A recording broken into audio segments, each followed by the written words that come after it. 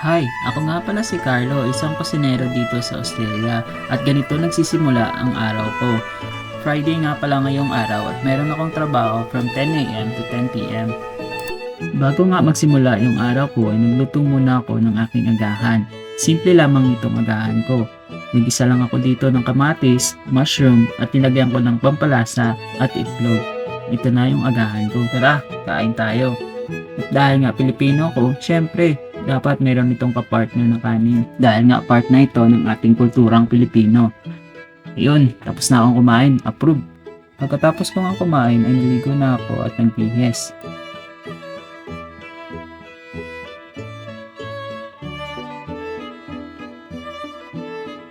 Pagkatapos ko nga dito magsuot ng sapatos, nagsuot na rin ako ng jacket dahil nga medyo malamig ang panahon ngayon dito at medyo masama din yung panahon.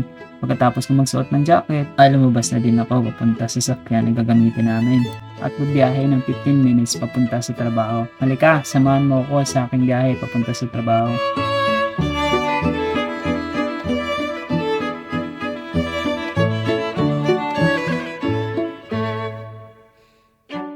At pagkatapos nga ng 15 minutes na biyahe, nandito na kami sa trabaho. At merong ang bumati dito sa amin. Sabi niya, mukhang mapapalaban kayo ngayong araw. Dahil nga napakaraming tao ngayong araw. Tingnan niyo naman, punong-puno yung parking lot. Palagi nga namang busy dito sa pinagtatrabahuan ko. Dahil nag-iisa lang itong hotel na pinagtatrabahuan ko dito sa Red Lynch. Ang Red Lynch ay semi-rural town and suburb dito sa Cairns, Australia.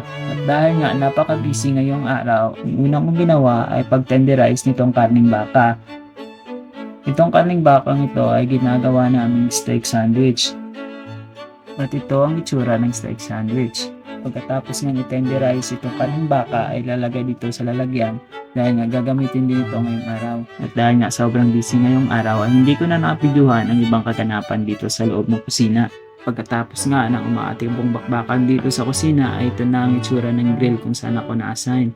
Time check nga, 9 p.m. Dahil 9 p.m. na, sirado na yung kitchen at nagsisimula na kami maglinis. From this to this. O diba, linis na.